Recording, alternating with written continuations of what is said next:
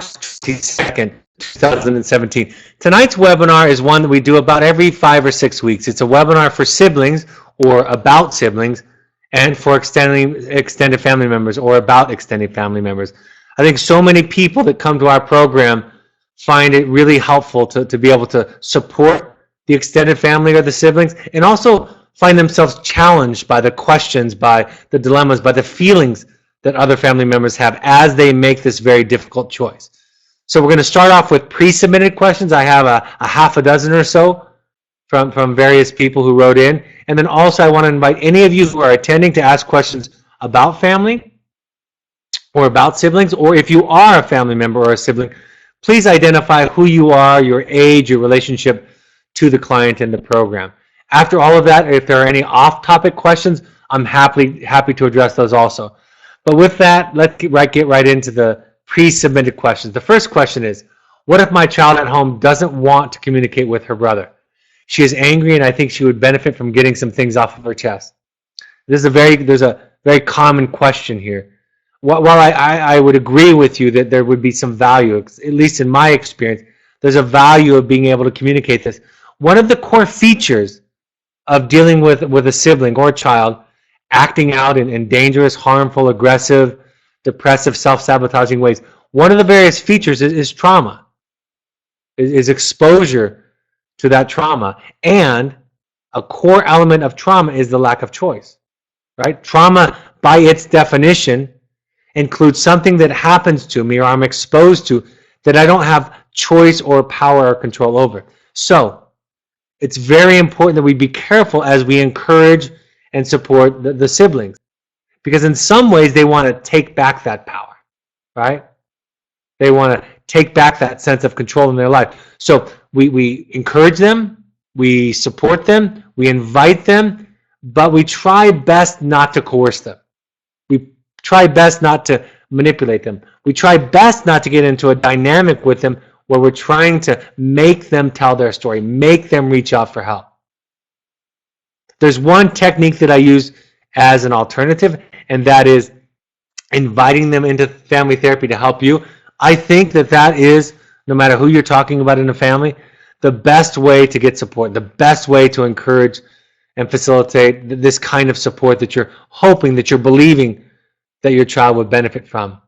And that is, say, come to therapy with me, come to family therapy with me, because I need help in learning how to deal with this. I need support in learning how to deal with and respond to some of my challenges with you, to even some of the things that I'm doing wrong with you. And that works for spouses, extended family, and children. Because then the focus isn't on them. Then it's not, you're broken, you need this help, I'm going to force this on you. The focus is, I'm struggling, I need to know how to support and deal with you well. Will you come to therapy to help me in that process? So it's a very different sort of technique, a different sort of sensibility. But remember, I often support, unless the child is acting out at a dangerous or quite disruptive level, give them the space. Let them recapture a sense of control and autonomy over their own environment. Question number 2. My parents are not supportive of our decision to send, this is from a parent. My parents are not supportive of our decision to send our child to AdvoCare and AdvoCare. They constantly bring this up in passive ways. How can I set a boundary? You know, this is not uncommon. In fact, I've heard a much more aggressive version of this question before, where parents or extended family have a lot of judgment, are constantly barraging the parents in our program with pressure, with shame, with guilt. Part of that dynamic often includes the fact that for some parents, for some children that end up in our program, they are able to behave well outside of the family. That's more common than not. Not always the case, but more common than not. Children are able to hold it together for extended family, for other authority figures in their lives. So, you know, the difficulty of that equation is that other people don't see the same thing, don't have to deal with the same thing you have to deal with. But the most fundamental and important aspect of this question is you get to set a boundary, and there's no magic to how you set it. There's no magic, magic bullet, silver bullet. There's no perfect way to do it. You just get to say, I'm done with this conversation. I'm not open to this. I'm not willing. You need, I can't emphasize this more clearly and more emphatically. You need people in your life that support you. This is a difficult and painful decision that causes self-doubt and insecurity and a real loss in your life. And if you're asking for support, if you're asking for opinions, that's one thing. But unsolicited advice, unsolicited opinions, you just get to say, I'm not going to talk to you. I'm going to hang up the phone. I'm not going to participate in this. And they're not going to celebrate that. You're not going to find an easy way out. They're not going to let you out of it easy. Their very behavior is evidence of a boundary violation. And so when we set healthy boundaries in our lives, often loved ones don't support us and cheer us on. They struggle against it. That's why boundaries are so difficult for us. Is because we've been discouraged, punished for our boundaries. So simply you have the right to not participate in those kinds of discussions and not listen.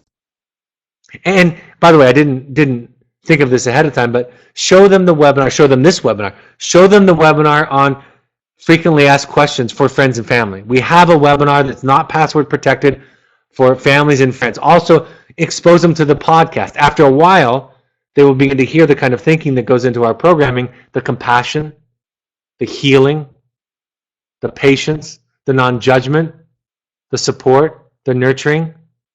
And after hearing that, hearing the goals of the program, the approach to the program, right? The feeling that the program has, they might have a different opinion about it. So offer them those resources, offer them a copy of my book, The Journey of the Heroic Parent, offer them those things, but you have an absolute right to shut down a conversation or a successive series of conversations. Should I require my children at home to be in therapy? I'm worried they will be left out of the process. I think the first part of this question kind of relates to the first thing that I said, which is, I hope there are siblings listening to this tonight, because I want to empower them, I want to support them, right? I want to give them their rights. And this first part of the question is, I think you can invite them into family therapy to help you, but to force them into therapy, there's a line there.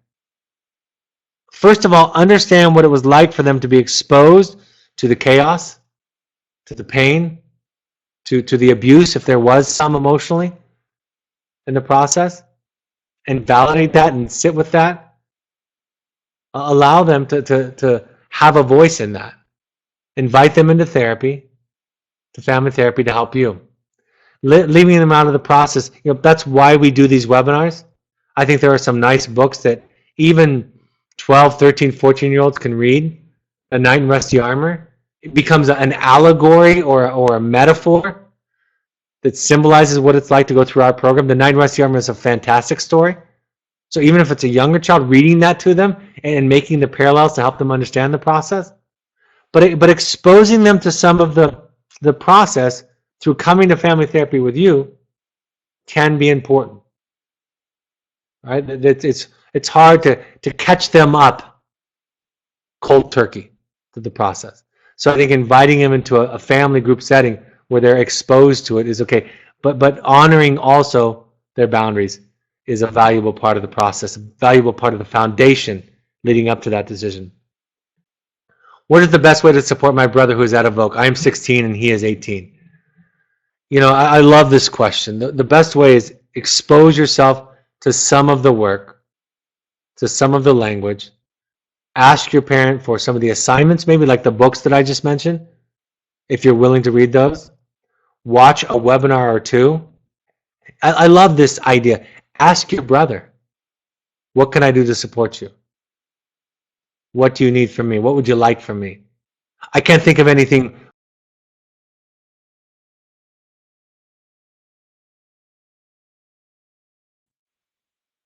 Sorry, there was a break in the connection. Then to just simply ask your brother what he wants from you and how you can support him. That's maybe the biggest gift of all. And I'm going to tell a little bit of a little story right now because I think it illustrates something very valuable. 16 might be a little young to tell this story, but I think it fits. I had a young adult sibling call me in advance because it was going to be her first visit to her sibling in the program. And she asked me, what can I do? I'm afraid I'm going to say the wrong thing. I'm afraid I'm going to make a mistake. So what can I do to make sure that I don't do that I get it right? And I said to her, how about you just tell your brother that you're nervous? Tell your brother that you're afraid of making a mistake. Your brother, the one who went through AdvoCare, who now is in a therapeutic boarding school, your brother is so used to being the one who's making mistakes, the one who's the failure, the only one in the family that's quote unquote not having success. So for you to show up like that and say, I don't know, I'm scared, I'm nervous, I'm afraid I'm going to make a mistake, what a gift to him. How wonderful is it for a child in our program to experience that for the first time in a long time, they might be the one in the family who knows the most. What a wonderful, wonderful gift. And to make him feel not so alone in his struggle, in his anxiety, and his difficulty. I had a very, very similar to these ages years ago, a young man on the phone talking to his older brother. And according to him, his older brother was the perfect one. So his older brother's at home, at college actually. He's in my program. He's a 16 or 17-year-old boy. And he asks his brother this question. He says, how did you feel when I was mean to mom? And his brother started to answer. And he said, no, I wanted to know how you felt. What did it feel like to you? And his brother started to answer with some thoughts and opinions. He said to his brother one more time, can you tell me how you felt? And his brother couldn't answer the question with a feeling. And at the end of the phone call, after his brother got off, I said, how did it feel to you to know that you actually know more than your perfect brother? You actually know how to talk about your feelings better than your perfect brother does. And he said it felt wonderful. So ask him, show up honestly with questions, not knowing. Don't think you have to get it right. Expose yourself to some of the assignments or webinars or readings that your parents might offer to you that they feel like are appropriate for you to learn. So you start to learn some of the language, some of the things that your brother had to go through in this process. Those are my thoughts. Thank you for the question. What should I tell my family? I'm afraid they will judge my daughter or that they won't understand, and is it my right to tell them and betray my daughter? It's a great question. It's a difficult one because there are a couple of needs here.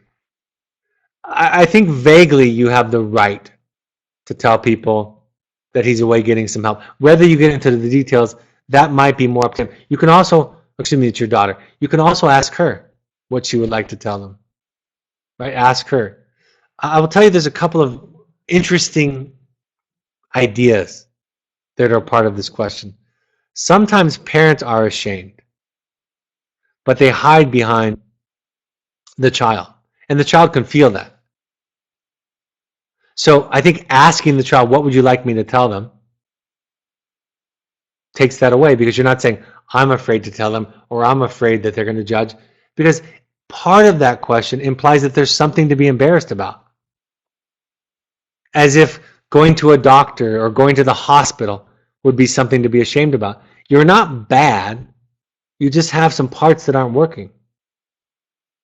This isn't about getting it right. This is about healing. This is about health. There's nothing to be ashamed about regarding our health. It just is what it is. So be clear about what is your shame.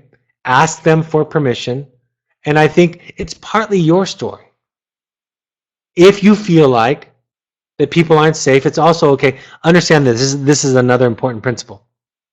Not everybody is going to respond the way you want them to and supportive. So the minute you decide to tell people anything, and you're not going to tell everybody everything, you lose control over how they respond. So for some people, you can just talk about them being away at a school or at a leadership camp, something more generic, because it is a school and we do teach leadership. And you can be vague. You have that right also. And I think fighting the battle, if you will, on all fronts with everybody, trying to manage everything can be too much. You want to reserve or save your energy for the most important part of this work, which is you, your immediate family, and your child. So be aware of how much you extend yourself to others and make conscious choices about who you trust in the process.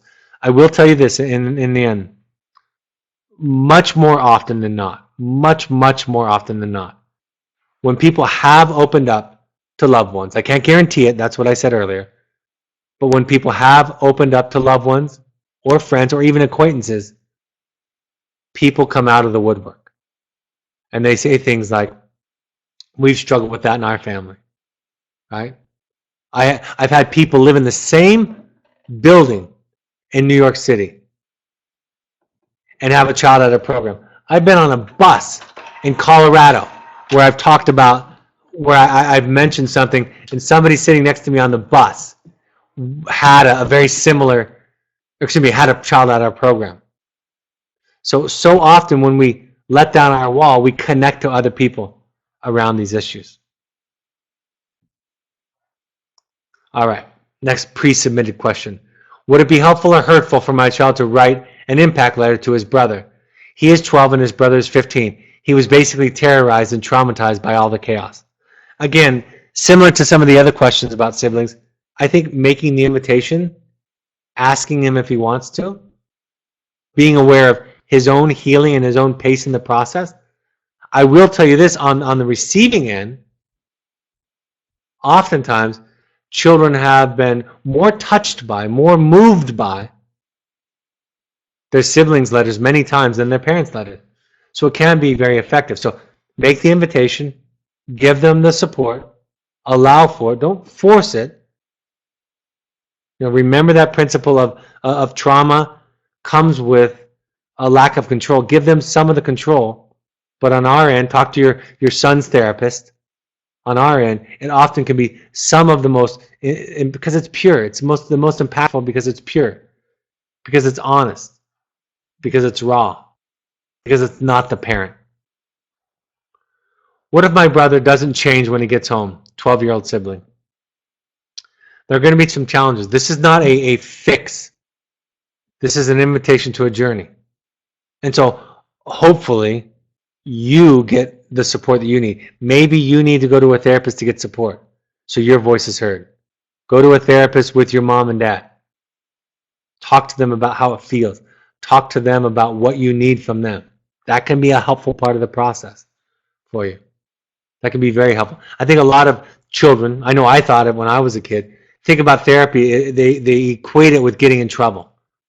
Therapy is a resource, and I can guarantee you, any 12-year-old who asks to go to therapy, you walk into a therapy session, that therapist is going to be on your side 100%.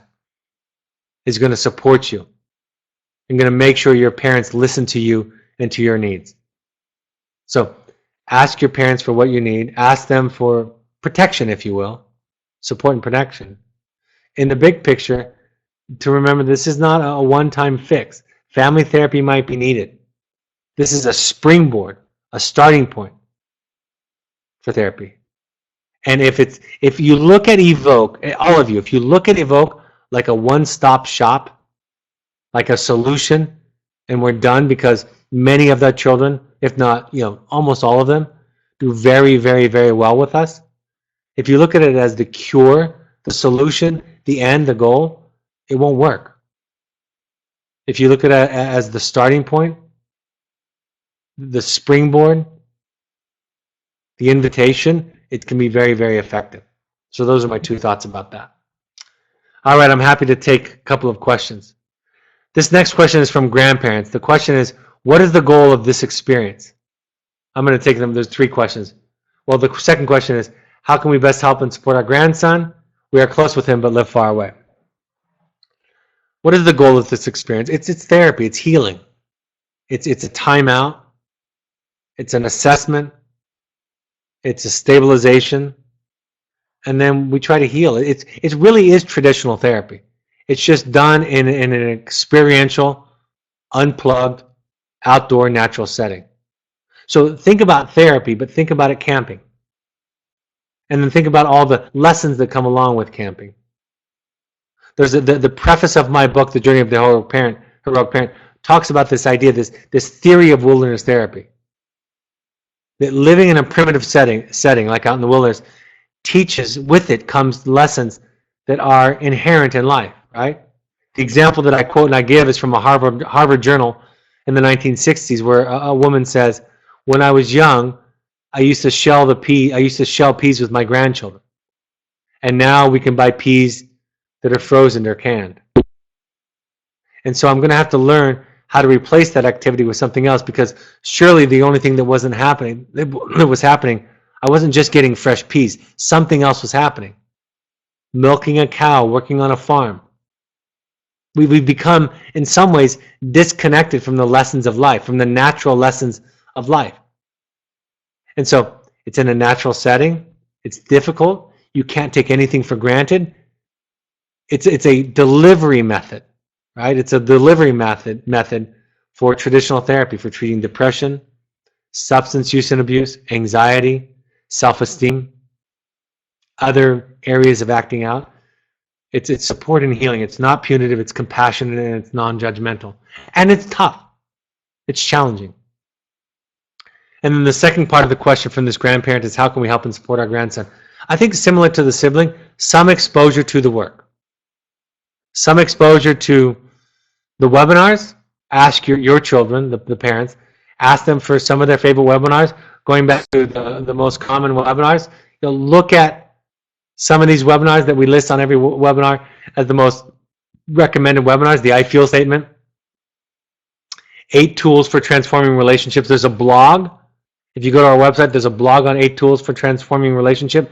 You start to gain some of the language. And I think for grandparents sometimes, I remember this with my own grandparents. I think for grandchildren, a lot of time, there's a special kind of shame and guilt and fear of judgment from grandparents, because you're a generation away. And oftentimes, sometimes you were exposed to some of the behavior that led to the decision to coming to AdvoCare, but sometimes you weren't. And even with my grandparents, I was a pretty rebellious 16-year-old kid.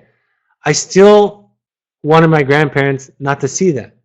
So just exposing yourself to some of this work, to some of these ideas, to some of the language, writing a letter, asking the therapist, of course, but writing a letter, talking about what you're learning. I cannot imagine a more wonderful gift than to say, I learned something by reading one of the assignments or the books or watching one of the webinars.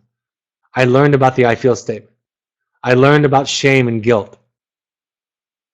I can't imagine a more precious gift that you could give to your grandchild and to your own children who are raising your grandchild. So thank you for the question. Next question is from a 15-year-old. After being in the wilderness for 2 months, where he hasn't been exposed to his normal triggers, how will he deal with them after he completes the program? Great question. With great challenge is how I'll answer it. It'll still be challenging to him. He'll have tools. He'll have a new kind of baseline, meaning they'll have a new awareness of his strengths. I use this analogy. Some of you might be able to juggle 3 balls. I look at it like juggling. Right? I can juggle 3 balls. So wilderness therapy is like juggling 3 balls. You get pretty good at it.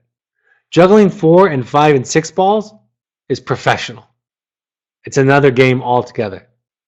And pretty soon your brother is going to be handed 4 and 5 balls when he's done with the program, or if he comes home after the program, or if he comes home after the AdvoCare program. And he's going to drop them all. And what he needs most is, he needs firm boundaries, of course, but he needs patience and compassion and understanding. Not judgments, not reactivity, not statements like, you're just like you were before, because he's not. Or we're back at square one. He doesn't need that kind of judgment. He needs patience and understanding. And ideally, he needs as much support from everybody in the family as possible, including patience and including each member of the family looking at what they can do better, right? So that he's not alone in this journey, this project of self-improvement, of healing. Everybody, even if you weren't struggling like he was, even if you weren't getting in trouble, what can you learn and improve on? That's what would be most helpful. That's how you can help him in response to his challenges and his trigger. And he will be triggered, and he will drop some balls. And that doesn't mean that he's gone back to the way that it was before. It just means that he's overwhelmed again. And he needs to learn how to pick them up, and he needs to learn how to juggle 4 and 5 and 6 balls. Thank you for the question. Next question. There are differences of opinion about how much to share with his 11-year-old sibling sister of a 13-year-old out of Vogue. Second week in. Guidance, share pictures, share letters, or quotes from the journey. I think all of those things are great. What I used to tell my children, I made it very simple. And my son went to Wilderness when he was a teenager, and my children were much younger. This is my first child. I would say things like, he's just learning how to deal with his sadness. I told my children, all of my children when they were younger, that I work with the sad boys and girls, and I help them to be happier. That's a very simplistic way, but that's the way that a child might understand it. So you can talk about it in vague terms. You know, some of the pictures, some of the stories. I hope this webinar is helpful.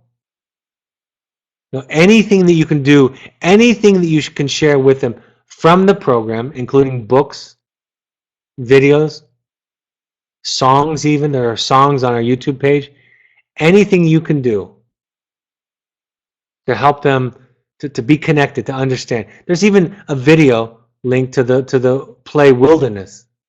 You can go to On Guard Arts, ENGARDE arts.org. And there's a clip there about the play that played in New York based on our program called Wilderness. Give them some exposure to that. It's songs, it's stories. Look at it yourself, make sure it's appropriate, but you can start to just expose them to that and respect their boundaries at the same time. So general is okay, general is better, and then just kind of measure where they're at, how comfortable they feel. Respond to questions. There's always that idea in therapy and child development. Respond to questions first. Don't give them more answers than they ask for. That's a way of kind of respecting their pace, their speed. What percentage of kids go on to AdvoCare? And when is that determination made? Is it recommended if this is the second time in Wilderness in less than a year?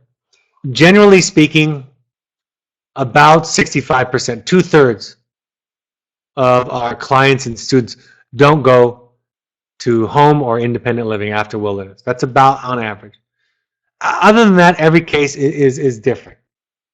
And being in Wilderness twice isn't necessarily mean that they're not. Maybe it means that they're going to thrive with more structure than home can provide. See, what we know about treatment programs, what we know about Wilderness programs, what we know about all of this is it's not a punishment. It's not something that we do to get rid of our children. It's something we do because it's what's best for them. It's what they thrive in. I don't think high school is perfect for everybody. And when I visit the local high school, public high school, which I've done many times to visit my children, to walk down the halls, I don't see children that are happier than the children that I see at some of the therapeutic schools that I go to, and that are having more success. Now, I admit it. Most all children would say, I want to go home. I want freedom. That's true. But sometimes a parent has to make a decision that they know is best that a child doesn't like, and that's hard and painful and a lonely place to be. So about 2/3, the decision is made on an individual basis. And the last thing that I'll say is my theory coming into this work as a family therapist, and that's my title. I'm a licensed marriage and family therapist. My idea coming into this was all children should go home. That was my idea. So theoretically, I'm likely to want to do that. Experientially, because of my experience, because of 22 years doing this, my experience tells me that that's often not the best next step for any age of a child. That they thrive, do better, have more success, the family's happier and more connected if they go to an aftercare setting. So that's my experience. That's what 20 plus years has taught me. Well, I'm going to go on to other events. If there are any more questions, we're out of any more questions, but if there are any more, I'll pause before we end. We would like all parents, and if siblings want to go to Al-Anon, CODA, Families Anonymous, Nar-Anon, or Alateen. You can look those websites up on the internet, and you can find a meeting in your area. Or go to NAMI.org, NAMI, and find resources and classes in your area. You can subscribe to our podcast on Apple iOS devices. You go to the podcast app and search Evoke Therapy Programs. And on an Android device, you download the SoundCloud app and search Evoke Therapy Programs. Follow us on Twitter and Instagram, even for those family members. Follow us on these social media platforms if you're on social media. That's just a very simple way to get connected. You can go to Facebook and search Evoke Therapy Programs. You can go to the Second Nature Alumni Foundation on Facebook and learn about ways to help people who can't afford therapy, or go to our blog. My book, The Journey of the Heroic Parent, based on my experience with wilderness therapy, and it's really for all families. It's really for all people. It's the journey we go on as we deal with family members and loved ones who struggled. You can buy it on paperback on Amazon. You can also buy an audio version. Go to the Parent Alumni Foundation book page on Amazon. You can buy my book or other books, and a percentage of the proceeds goes to the charity for people who can't afford therapy. If you're in Los Angeles, San Francisco, Orange County, New York, Seattle, Chicago, I'm going to be there in the next couple of months.